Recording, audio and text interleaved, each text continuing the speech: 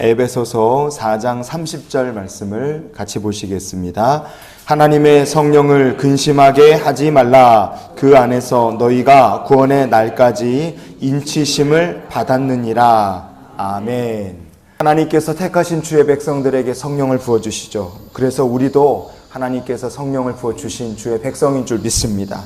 그렇기 때문에 성령님과 관련해서 성도가 잊지 말아야 될 것이 있습니다. 무엇이냐? 성령을 근심하게 하면 안 된다. 이 말씀을 우리가 기억했으면 좋겠어요.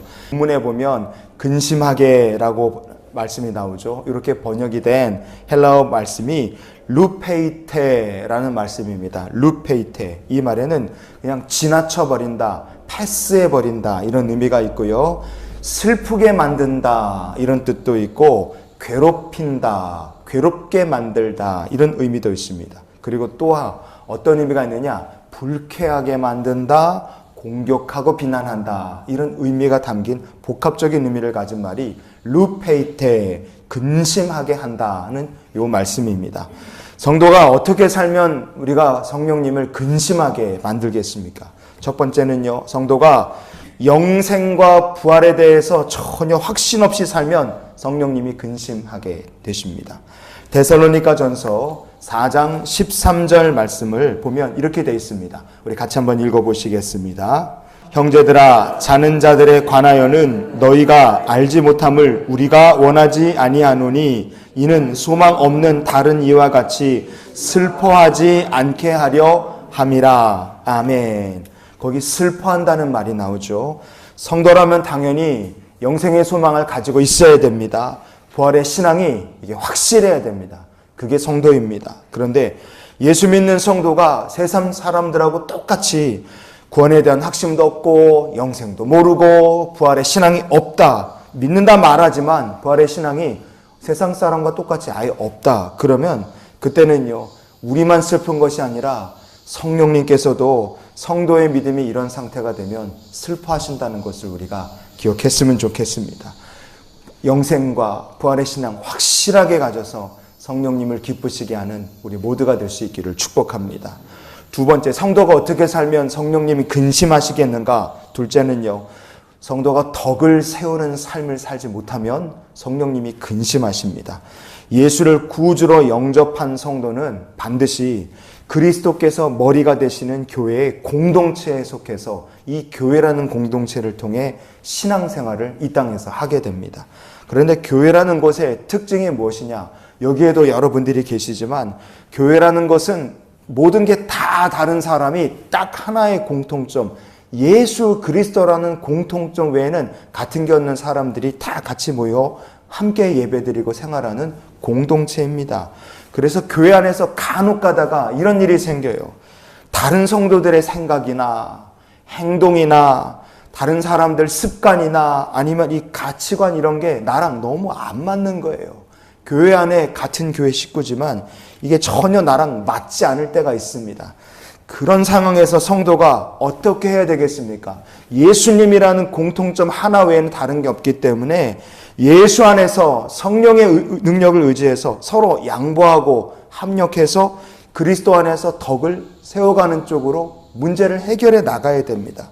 그래서 성경은 우리에게 이렇게 말씀을 하는 거죠. 로마서 14장에 17절, 20절 말씀 같이 한번 보시겠습니다. 하나님의 나라는 먹는 것과 마시는 것이 아니요 오직 성령 안에 있는 의와 평강과 희락이라. 20절, 음식으로 말미암아 하나님의 사업을 무너지게 하지 말라. 만물이 다 깨끗하되 거리낌으로 먹는 사람에게는 악한 것이라. 아멘. 우리가요, 사람의 생각이나 판단, 가치관이 많이 개입되는 문제들을 교회 안에서 만나게 되는데 그런 것들이 과연 무엇일까? 이거 먹고 마시거나 아니면 교회 안에서 무언가를 결정해야 될 때 그때 사람의 생각, 판단, 가치관이 달라서 부딪히는 경우들이 있습니다. 그런 문제들이 발생을 했다 할지라도 성도는 어떻게 해야 되느냐? 성령 안에서 문제를 해결해 나가는 겁니다. 그래서 덕을 세우고 어떻게 해야 되느냐? 하나님의 사업이 무너지지 않도록 성령 안에서 덕을 세우며 문제를 해결해 나가야 하는 거예요. 그런데 만약에 성도가 교회 안에서 서로 의견이 너무 달라요. 부딪히는 일이 발생을 하는데, 그러나 달라서 부딪힐 수는 있으나 이거를 중간에 서로 합력해서 덕을 세우고 해결을 하면 좋은데 해결 못하고 끝까지 고집을 피운다. 그럼 어떻게 되겠습니까? 간혹가다 그런 경우가 있잖아요. 그런 경우 어떻게 되느냐? 로마서 14장 15절 말씀 우리가 보시겠습니다. 만일 음식으로 말미암아 내 형제가 근심하게 되면 이는 내가 사랑으로 행하지 아니함이라. 그리스도께서 대신하여 죽으신 형제를 내 음식으로 망하게 하지 말라. 아멘.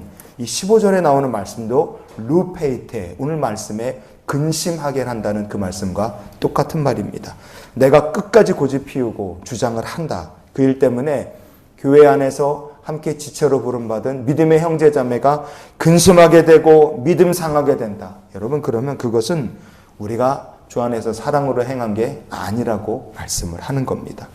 우리가 이렇게 고집스럽게 교회 안에서 내 생각을 끝까지 주장하고 관철하려고 한다. 여러분, 그게 바로 우리가 성령님을 근심케 하는 일이라는 것을 잊지 않았으면 좋겠습니다.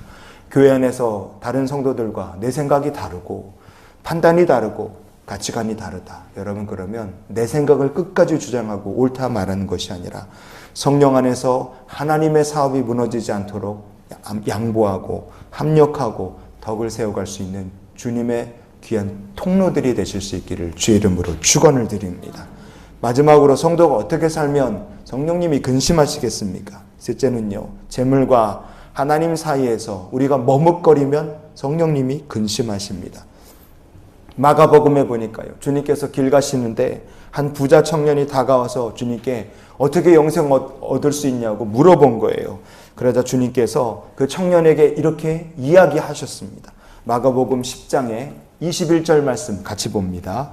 예수께서 그를 보시고 사랑하사 이르시되 내가 아직도 한 가지 부족한 것이 있으니 가서 내게 있는 것을 다 팔아 가난한 자들에게 주라. 그리하면 하늘에서 보화가 내게 있으리라. 그리고 와서 나를 따르라 하시니. 아멘. 주님께서는요, 영생의 소망을 사모하는 이 청년에게 얼마나 사랑스러웠는지 그를 기뻐하셨고요. 얘기하신 거예요. 야, 너 가지고 있는 것 다 팔아서 가난한 사람들에게 나눠주고 너는 와서 나를 따르는 삶을 선택해라. 그렇게 주님 말씀하셨습니다. 그런데 이 청년은요, 이 세상에서 누리는 금은보화, 이게 쉽게 포기할 수가 없었어요. 결국에 이 청년이 주님을 따르는 삶, 그리고 금은보화를 누리는 삶 속에서 이 사람이 갈팡질팡 우물쭈물했습니다. 결국에 그는 어떻게 됐느냐? 마가복음 10장 22절 말씀 같이 보시겠습니다. 그 사람은 재물이 많은 거로 이 말씀으로 인하여 슬픈 기색을 띠고 근심하며 가니라. 아멘. 22절에 나오는 말씀이 슬프다, 근심한다. 이게 다 루페이테라는 말입니다. 이 부자 청년은 많은 재물을 포기할 수가 없었어요. 결국 그는 제자의 길을 포기하고 슬픈 기색을 띠고 근심하면서 가버렸습니다. 여러분, 만약에 우리가 이 부자 청년과 같이 물질과 주님 사이에서 우물쭈물하고 갈팡질팡하고 선택하지 못한다. 여러분, 그게 바로 우리가 성령님을 슬프게 하고 근심케 하는 일이라는 걸 우리가 잊지 않았으면 좋겠습니다. 우리가 영생과 부활 확신 없으면 성령님 근심하십니다. 성도가 덕을 세우는 삶을 살지 못할 때 성령님 근심하시는 거예요. 우리가 재물과 하나님 사이에서 결단하지 못하고 우물쭈물 왔다 갔다 하면 그게 성령님을 근심케 하는 일이 됩니다. 여러분, 성도는 성령의 사람들입니다. 그래서 우리가 성령님을 근심하며 사는 것이 아니라 이런 기도로 오늘 하루 성령님을 기쁘시게 하며 살았으면 좋겠어요. 주여, 오늘도 성령 충만하고 성령님과 동행하며 살게 하여 주시옵소서.